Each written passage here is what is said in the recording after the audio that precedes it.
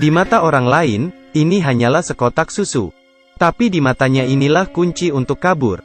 Ia mengupasnya, mengeluarkan bagian film tipis, dan mengeluarkan film tipis ini lalu dibersihkan. Saat akan keluar, diam-diam menempelkannya di kunci rahasia sel.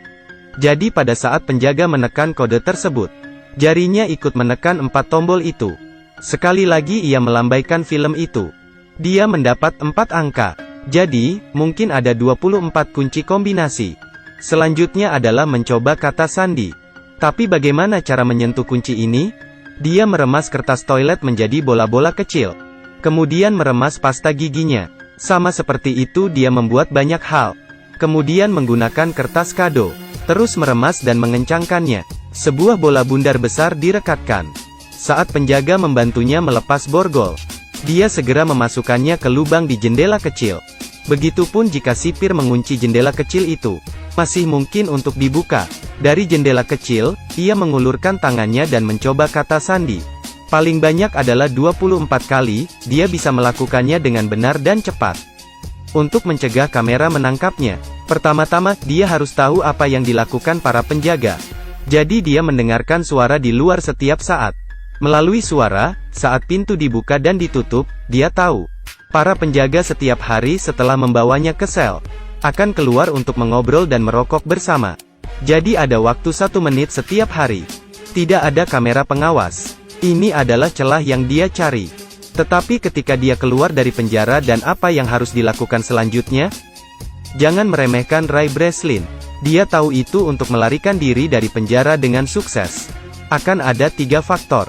Struktur denah penjara, dan di luar harus ada yang membantunya. Dia sudah tahu aturannya. Untuk tata letaknya, dia sudah memahaminya. Begitu dia keluar penjara, dia pergi kemana-mana untuk mengamatinya. Penjara yang ketat ini ada kelemahan, yaitu stasiun pemadam kebakaran di sebelah penjara.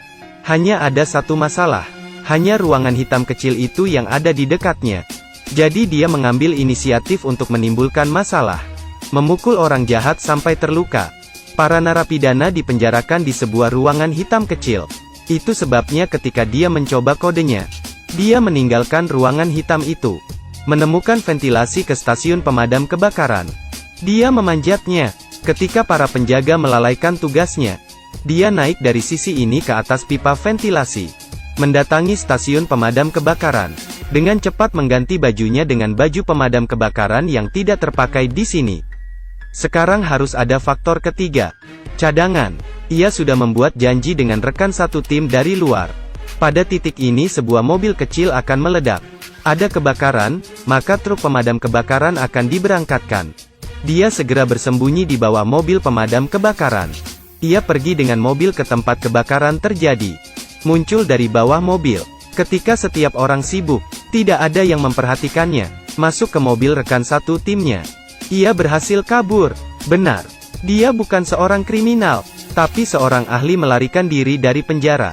Dipekerjakan oleh Biro Penjara Federal untuk menguji secara nasional tingkat keamanan setiap penjara.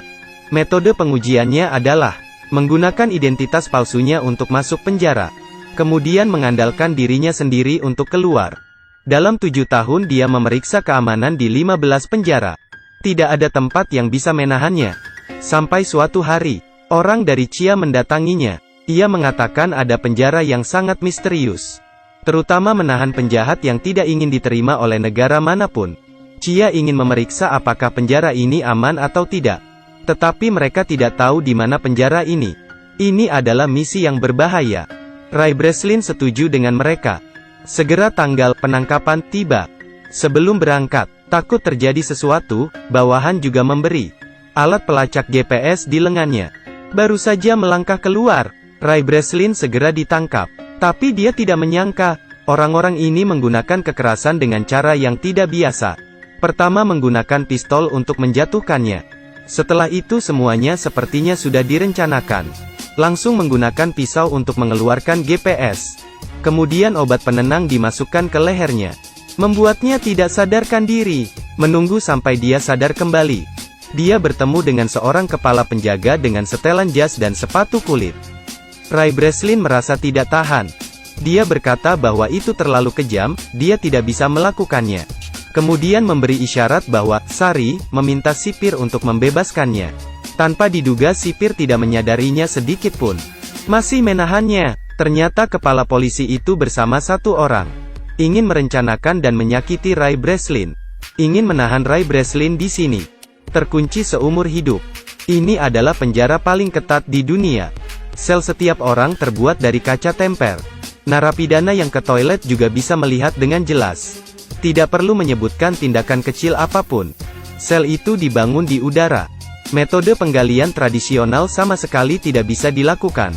Di ruangan tertutup 100%. Tidak ada yang bisa menyentuh sinar matahari. Jumlah penjaga penjara beberapa kali lebih banyak dari jumlah narapidana. Semuanya bersenjata lengkap. Topeng itu mencegah mereka berbicara dengan penjahat. Ini untuk menghindari tindakan komunikasi pribadi. Penjara ini memiliki ratusan ribu kamera. Ada juga kamera berbentuk lingkaran. Bergerak kapan saja, dapat melihat siapapun yang diinginkannya. Tapi sel ini bahkan lebih menakutkan. Selalu menyalakan lampu yang sangat terang. Jika pernah dipenjara di sini, matamu tidak akan terbuka. Bahkan lebih panas dari sauna. Ini benar-benar penderitaan. Ray Breslin melihat penderitaan di sini. Mencoba mengamati struktur sel. Menghitung cara untuk memecahkannya. Menunggu dia memikirkannya. Dia kelelahan dengan hipoglikemia karena kehilangan darah dan dehidrasi. Tapi dia masih menemukan celah yang dia inginkan. Tidak salah, itu adalah paku keling di lantai. Dia punya rencana. Pembobolan penjara tidak bisa tanpa asisten. Aturan lama, pertama adalah mencari teman baru. Tidak perlu menunggu Ray Breslin tersenyum. Ada seseorang yang datang untuk berteman dengannya lebih dulu. Rekan satu timnya adalah tangan yang berotot. Namanya adalah Emil. Dia sepertinya telah melihat keberanian Ray Breslin dengan jelas. Begitu dia tiba, dia bertanya apakah dia membutuhkan bantuan. Ray bilang dia ingin sepotong logam. Emil mengatakan ini tidak mungkin. Ray berkata jika kamu tidak memberiku, aku tidak akan berteman denganmu. Jadi Emil tidak punya pilihan selain masuk ke ruang interogasi. Dengan panik mengejek sipir di sana. Kepala penjara marah, meminta penjaga menghukumnya dengan siksaan air. Mereka mengambil selang untuk menuangkan air ke mulut Emil. 10 detik kemudian, dia hampir tenggelam. Tapi sekarang dia mendapatkan apa yang dimiliki ruang interogasi. Mengambil tutup lubang. Setelah selesai, dia menyerahkan tutup itu kepada Ray. Ray menganggapnya sangat hebat. Jadi dia bercerita tentang identitasnya sebagai kepala penjara. Dan juga menceritakan pengamatannya, pemahamannya. Ternyata dia tahu, konstruksi di dalam sel sebagian besar lurus ke atas. Bisa dikatakan, sangat mungkin ada tanah. Selanjutnya, suara air terdengar di bawah sel. Dia berspekulasi bahwa ada pipa air di sana. Ini pastinya adalah jalan keluar. Kemudian mereka harus kembali ke sel. Setelah perencanaan, segera mulailah ia mengambil tindakan. Emil bertanggung jawab untuk memulai perang. Ray mencengkeram sepotong roti di tangannya. Dengan sangat cepat petugas datang. Mereka semua dibawa ke sel dengan cahaya terang. Baru saja masuk, Ray segera membuka tutup yang diberikan Emil padanya. Pantulan cahaya yang kuat, bersinar di paku keling. Tunggu sebentar, mengapa hal ini sangat bercahaya? Ternyata dia pernah memolesnya dengan pasta gigi sebelumnya. 10 detik kemudian, 100 derajat Celcius menyebabkan tiang mengembang sebesar 0,03 cm3. Segera muncul, Ray dengan cepat menariknya keluar. Kemudian melakukan hal yang sama dengan 3 kancing lainnya. Selesai. Dia memasukkan roti ke dalam mulutnya. Pada saat yang sama mengisyaratkan perhatian Emil. Emil mulai berteriak. Seperti yang diharapkan, kepala penjara segera menoleh padanya. Ray segera berdiri, menempelkan roti kunyah ke kamera. Memblokir pandangan. Lalu dia membuka lantai itu. Turun ke bawah. Dia turun ke ruang di bawahnya. Kemudian memanjat pipa air. Menunggu dia naik ke puncak. Membuka penutupnya. Keluar. Dia sangat terkejut dan tercengang. Ini tidak di bawah tanah seperti yang dia duga. Tapi itu adalah samudera yang tak terbatas. Dia berada di dek kapal tanker raksasa. Selain itu, ada penjaga di mana-mana. Kabur ke laut? Tidak mungkin kabur. Dia hanya bisa kembali. Padahal mereka sudah tahu lokasinya. Tapi dia pada dasarnya tidak bisa memikirkan cara untuk melarikan diri. Terkurung di tengah laut.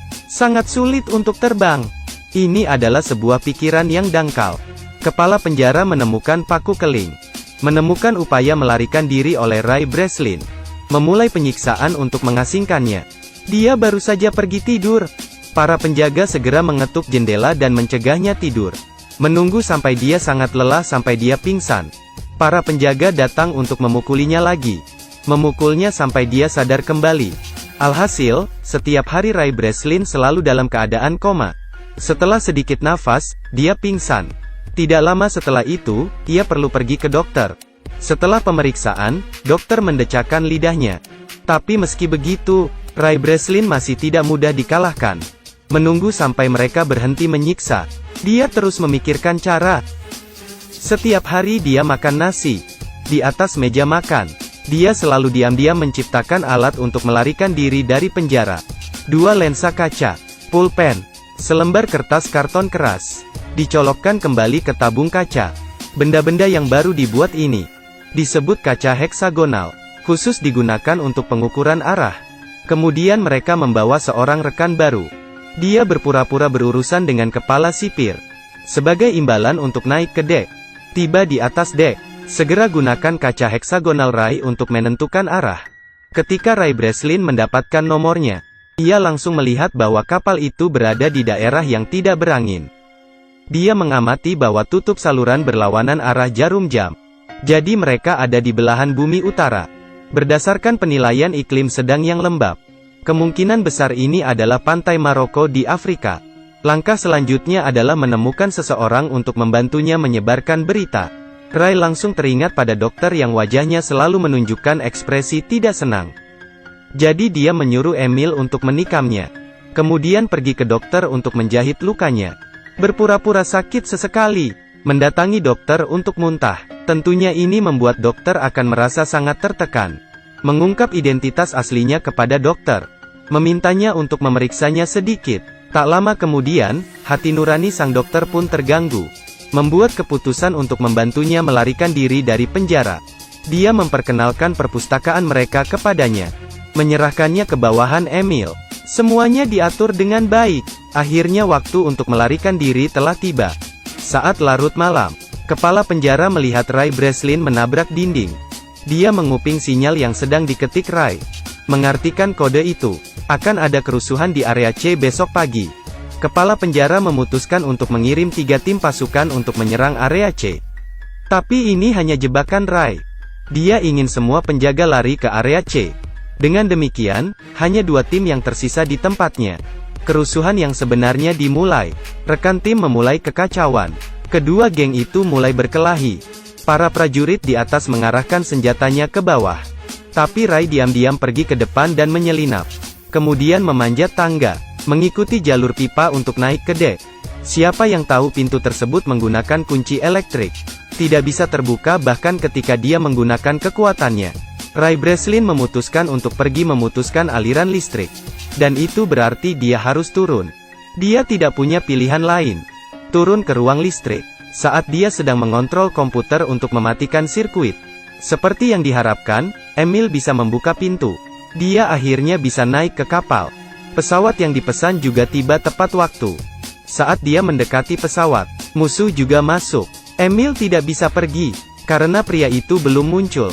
Jadi dia mengambil senjata. Tatapannya berubah menjadi kejam. Pria legendaris ini, dalam sekejap menjadi senjata pembunuh berdarah dingin. Di sisi lain, sipir memblokir Ray di ruang listrik. Dia sama sekali tidak terburu-buru. Karena Ray Breslin seperti ikan di jaring. Tapi yang aneh adalah, dia tidak bisa menemukan Ray dimanapun. Saat ini, bawahan telah memulihkan arus listrik. Dia tiba-tiba mendengar, tangki air mulai menyiram air secara otomatis. Senyumnya berangsur-angsur memudar. Dia lupa langkah penting ini. Ray Breslin memang ada di tangki air. Tangki air baru saja dibilas. Dia segera hanyut ke dasar laut. Ray muncul ke permukaan. Emil melihatnya di saat yang tepat. Turun dan menjemput dia. Sipir juga telah mencapai dek. Ray Breslin ditemukan berdiri di atas tangga. Langsung mengarahkan pistol ke arahnya. Hidup mati dalam sekejap. Melihat Emil melempar pistol, Ray Breslin menggenggam erat. Dengan segera menembak. Tangki minyak di bawahnya. Kepala penjara menunduk dan melihat. Kata "kurang ajar" belum diucapkan.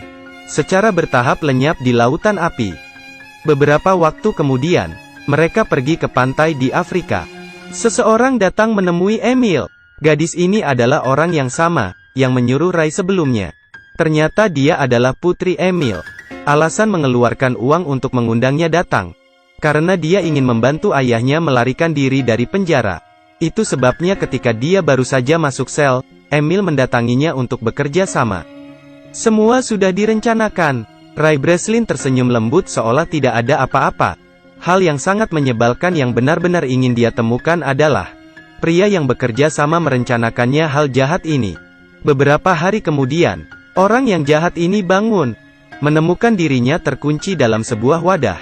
Dan kontainer ini duduk di atas kapal kargo raksasa, menunggu kapal berlabuh. Dia pasti sangat terkejut. Akhirnya Ray Breslin berhasil kabur. Setelah menonton legenda kabur dari penjara bersama bintang berotot, akhirnya saya merasa tidak bisa berbicara banyak. Memang, pengetahuan adalah kekuatan.